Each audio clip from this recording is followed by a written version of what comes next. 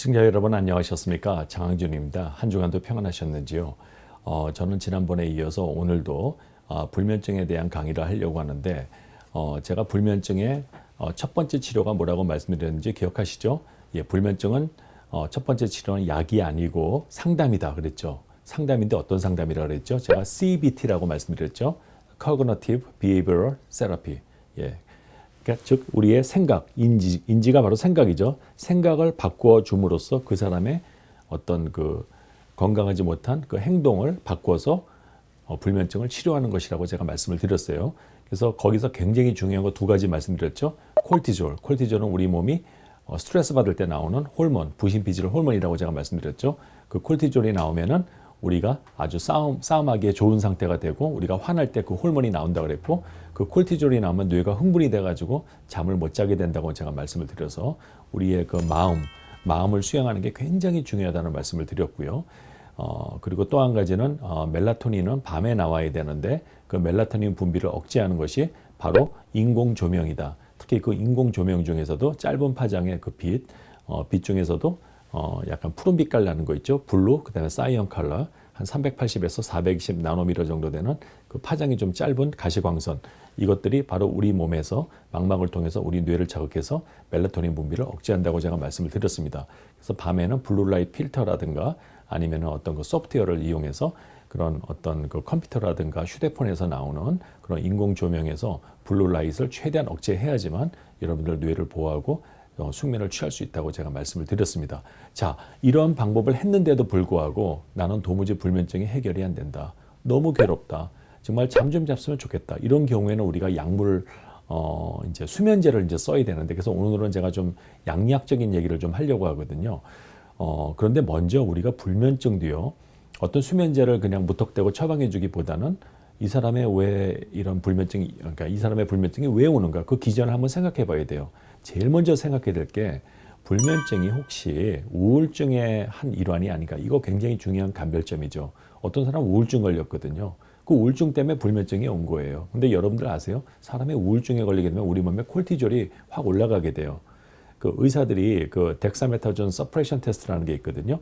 그게 뭐냐면 그 인공 스테로이드인데 그거를 이제 밤에 주게 되면은 정상인들은 그거에 의해서 이 뇌하수체에서 그 콜티졸을 분비를 자극하는 그 호르몬이 억제를 받게 돼요. 근데 우울증 걸린 사람은요, 그렇게 강력한 스테로이드를 줘도 이게 억제가 안 돼요. 콜티졸이 계속 나와요. 그게 뭐냐면은 이 뇌하수체 이 부신 그 엑시스 그 축이요. 이 사람들은 굉장히 항진돼 있어가지고 우울증 걸린 사람들은요, 콜티졸이 굉장히 잘 나온다는 거예요. 막 덱사메타존 같은 약 줘도 그게 억압이 안 돼요. 그래서 대부분의 학자들이 이 우울증 걸린 사람들은 몸에서 콜티졸이 아주 굉장히 그 오랫동안 필요 이상으로 나오고 있다는 것을 그 점에 대해서는 대부분 동의를 하고 있죠. 그 이유를 모르겠어요. 이 사람이 스트레스를 받아서 콜티졸 때문에 우울증에 걸린 건지 우울증 걸려서 콜티졸이 나온 건지 뭐가 뭔지 몰라요. 뭐 닭이 먼저인지 알이 먼저인지 모르지만 아무튼 우울증 걸린 사람들은 이 콜티졸이 많이 나온다는 거죠. 이런 경우에는 제가 아까 얘기한 뭐 마음을 다스려라 우울증 걸린 사람 보고 그런 얘기 백날 해도 소용없어요. 제 환자 중에서 그 아내가 돌아가시고 나서 아주 우울증에 빠져가지고 한 1년, 2년, 그러니까 아내가 돌아가신 지가 한 2년이 됐는데 그 부인에 대한 그 그리움 때문에 그냥 슬픔에 빠져가지고 극심한 우울증에 걸려가지고 이분이 하루는 저한테 와서 내가 교회 장로인데 난 도무지 이제 내 신앙 가지고 안 되겠다. 약을 처방해달라고. 그래서 잘 생각하셨습니다. 왜 그동안 얘기 안 하셨습니까? 괜히 이 나이에 우울증 걸렸다 그러면 창피하고 또 내가 또 이렇게 그래도 내 명색이 장로인데 좀 그래서 신앙으로 이겨보려고 했는데 안 됐다고. 그래서 내가 그랬죠. 아버님, 우울증은 신앙하고 아무 관계 없는 거예요. 살다 보면 감기도 걸리죠. 신앙 좋다고 감기 안 걸리나요? 그런 게 아닌 것처럼 살다 보면 정신에 감기가 걸리는 것처럼 우울증 옵니다. 그래서 제가 우울증 약을 처방해 줬거든요. 그분이 2달 만에 저를 찾아왔는데 밥도 잘 먹고 너무 기분이 좋고 잠도 너무 잘 잔대요. 그래서 밤에 매일 이렇게 술을 좀 먹고 그랬는데 그것도 다 없어졌대요. 제가 지난주에 만났어요. 그 환자를. 완전 환자가 딴 사람이 돼가지고 왔어. 그래서 만약 제가 이 환자한테 우울증 약을 처방하지 않고 졸피뎀이나 벤조다이아제핀 같은 그런 약을 처방해 줬더라면 아마 이 사람의 우울증이 더 악화되지 않았을까. 저는 그런 생각을 하거든요. 그렇기 때문에 우리 선생님들이 그런 수면제를 처방하기 전에 이 환자가 혹시 우울증 환자가 아닌가 이거 반드시 스크리닝을 해야 된다는 거죠. 예, 그래서 이런 우울증으로 인한 어떤 정신과적인 문제로 인한 불면증일 경우에는 정신과 선생님 찾아가세요. 저는 굉장히 좋다고 생각을 해요. 정신과 선생님들이 아무래도 이런 쪽으로 상담을 많이 하시니까 그렇게 해서 약을 처방받으시면 여러분들 우울증도 치료할 수가 있고 불면증도 치료할 수 있다는 거죠. 요즘 너무 좋은 약들이 많이 나와가지고 정말 우울증 치료제 중에 정말 좋은 게 많아요. 세로토닌 모듈레이터 같은 그런 약들 쓰게 되면요. 굉장히 아주 저도 아주 깜짝 놀랄 정도로 우울증이 이제는 완치가 되는 그런 시대에 온 거예요. 예, 그래서 너무 좋은 약들이 많으니까 여러분들 우울증 걸린 분들 잠 못 잔다고 너무 고민하지 마시고 빨리 선생님 찾아가셔서 약 처방 받으십시오. 예, 그러면 우울증에 안 걸렸는데 우울증 아니고 그냥 불면증인 경우가 있어요. 예, 노인성 불면증들 보면 특이하게 무슨 우울증도 없어요. 근데 굉장히 잠들기 어렵다고 말씀하시는 분들이 있거든요. 그런 분들은 이제 왜 그런가 하면은 우리 이 뇌를 보면요. 이 뇌를 움직이는 게 이게 신경 전달 물질, 뉴로트랜스미터라는 게 있거든요. 뉴로트랜스미터는 크게 두 가지 타입이 있습니다.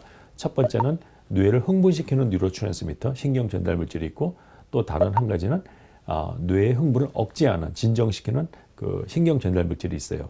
이 두 종류거든요. 그래서 흥분시키는 신경 전달 물질에 대표적으로 뭐가 있죠? 글루타메이트라고 있죠.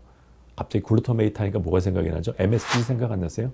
모노소디움 글루타메이트, 그 미원이라고 그러나 그 조미료, 그게 바로 글루타메이트야. 그러면 그거 조미료 먹으면 우리 뇌가 흥분할까? 안 그래요. 여러분들이 밥을 통해서 먹은 글루타메이트는 이 뇌 혈관 관문을 통과를 안 해요. 여기가 고장낸 사람이 만약에 조미료 먹으면 큰일 나죠. 아마 그 사람 잘못하면 발작할 수 있어요. 예, 근데 우리 이 BBB, Blood Brain Barrier, 이 뇌 혈관 그 관문이 우리가 입을 통해 들어온 글루타메이트는 뇌로 못 가게 합니다. 예, 근데 이 뇌에 존재하는 글루타메이트는 우리 신경을 흥분시키죠. 예, 그래서 굉장히 중요한 신경 전달 물질이고, 그 다음에 아세틸콜린, 그것도 신경을 흥분시키고, 또 여러분들이 좋아하는 그 도파민, 예, 도파민도 신경을 흥분시킨다고 알려져 있습니다. 그러면 신경을 억제하는 신경 전달 물질은 뭐가 있을까요? 대표적으로 게바라고 있어요. 게바. 오늘 제가 이 게바에 대한 얘기를 좀 많이 하려고 그러는데요. 이게 감마 에미노 뷰티릭 애시드거든요. 이걸 딱 보시면 이게 아미노산에서 나왔다는 걸 알게 되죠. 여기 아민기가 붙어 있고 카복실기가 있죠. 이게 아미노산에서 나왔구나 하는 그런 생각을 여러분들 하게 되셨을 겁니다. 이게 굉장히 중요합니다.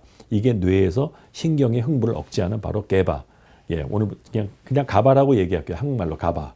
예, 이 가바가 바로 뇌의 흥분을 억제하는 신경 전달 물질이에요. 밤에 이 가바의 작용이 있어야지만 우리가 잠을 잘 수 있습니다.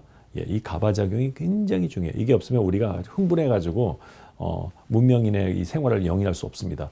이 게바가 있기 때문에 우리가 억제를 할 수 있는 거예요. 그런데 이게 붙는 그 수용체가 있거든요. 이 가바 수용체에 대한 얘기를 좀 한번 오늘 해볼게요. 이게 좀 너무 어려운 내용이 될 수도 있지만 이게 굉장히 저는 중요하다고 생각을 해요. 이 가바 수용체는 이 단백질 이 덩어리가 여기 보면은 여러분들 이 5개가 이렇게 뭉쳐 있는 거거든요. 알파, 베이라, 감마 이렇게 해가지고 이렇게 붙어 있는 건데 이게 보면 여기 이 게바가 가서 붙는 부분이 있어요. 이게 여기 가서 붙게 되면 무슨 작용이 일어나냐?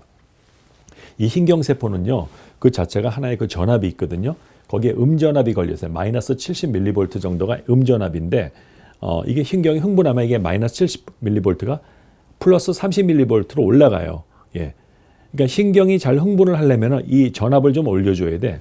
근데 이 가바가 여기 가서 붙게 되면 어떻게 되냐. 이게 뭐냐면 이게 클로라이드, 즉 클로라이드 이온이 지나가는 통로거든. 여러분 클로라이드가 뭡니까? 소금이 뭐예요? 화학 시간에 배웠죠? NaCl. Na가 플러스, 그 나트륨 이온 플러스고 클로라이드가 Cl이 마이너스죠. 그래서 NaCl. 그 두 개가 물에 들어가면 하나는 양전자, 그 나트륨이 양전자가 되고 그 다음에 그 음전하를 갖는 건 뭐죠? 클로라이드 아닙니까? 이게 클로라이드가 지나가는 통로야. 근데 우리 피가 어때요? 맛이 짜잖아요. 그러니까 우리 그 피에 소금이 많다는 거죠. NaCl. 그러니까 세포 밖에는 이 클로라이드가 많다고. 이 가바가 여기 딱 붙으면은 이 클로라이드, 이게 클로라이드 채널에 이게 딱 열리거든. 그럼 얘는 클로라이드 이온이 세포 안으로 들어가. 그럼 세포 안으로 음전하가 막 들어가니까 어떻게 돼요? 볼티지가 올라갑니까? 내려갑니까? 아까 마이너스 70mV가 걸려있다고 그랬죠. 음전하가 들어가니까 마이너스 100, 110 더 내려가잖아요. 그러니까 신경이 흥분하기가 어려워진다는 거지. 그래서 우리 신경이 흥분을 안 하면 어떻게 돼요? 우리가 바로 잠자게 되는 거죠. 심하면 완전 혼수 상태까지 갈 수도 있고. 그래서 이 가바 수용체를 우리가 잘 보면은 여기 보면 가바가 붙는 부분이 있는데 자 여기 보세요. 여기에 뭐가 가서 붙냐면 여긴 또 알코올이 가서 붙네. 여러분 아까 잠 못 자는 분들 왜 술 먹으면 잠이 올까요? 술이 그 알코올이 바로 여기 가바 수용체에 바로 이 부분에 가서 붙어요. 그렇게 되면은 이 가바의 그 액션이 더 증가된다는 거죠. 그래서 술을 먹으면 잠이 오는 이유 중에 하나고 또 프로포폴. 그 연예인들이 요즘에 그 프로포폴 그 마취 주사 아닙니까? 이거를 막 무슨 그냥 마약처럼 써가지고 한국에서 문제가 된 이 프로포폴도 결국 여기 바로 이 부분에 가서 붙어서 바로 가바의 액션을 증가해주게 된다는 거죠. 그래서 신경의 흥분을 낮춰준다는 거예요. 그러니까 근심 걱정 많은 사람들은 그냥 이런 주사 한 대 맞으면은 신경이 딱 그냥 턴오프 되니까 좀 그 순간은 좀 근심을 잊을 수 있겠죠. 그런 원리입니다. 그다음 벤조다이아제핀, 그 유명한 벤조다이아제핀, 거의 대부분의 초기 수면제들은 전부 벤조다이아제핀이었죠. 뭐 자넥스라든가 그런 거, 트라이해졸람, 그것도 여기 가서 붙어요. 가바하고 다른 위치지만 이게 가서 붙으면 이 가바의 액션이 더 증가되는 겁니다. 예. 그리고 또 여러분들이 요즘 잘 아는 그 졸피뎀은 이 벤조하고 또 다른 데 가서 붙어요. 이 졸피뎀은 벤조 계열이 아니지만 작용하는 액션은 거의 비슷해요. 벤조하고. 그래서 이것도 가바의 액션을 증가시켜 주는 겁니다. 그래서 이러한 수면제들은 한마디로 말하면은 다 이 신경의 흥분을 억제하는, 즉 가바 신경 전달 물질의 그 작용을 더 강화시켜 주는 것들이 바로 수면제로 쓴다는 거죠. 근데 이제 수면제를 쓰게 되면 어떤 문제가 오느냐? 수면제를 쓰게 되면 여러 가지 주의할 점들이 있거든요. 그래서 제가 한번 수면제의 오늘 원리를 설명해 드렸는데 다음번 시간에는 이 수면제를 쓸 때 무엇을 주의해야 되는가? 굉장히 중요한 게 있어요. 왜냐하면 수면제 잘못 먹고 사고 나는 경우들이 많거든요.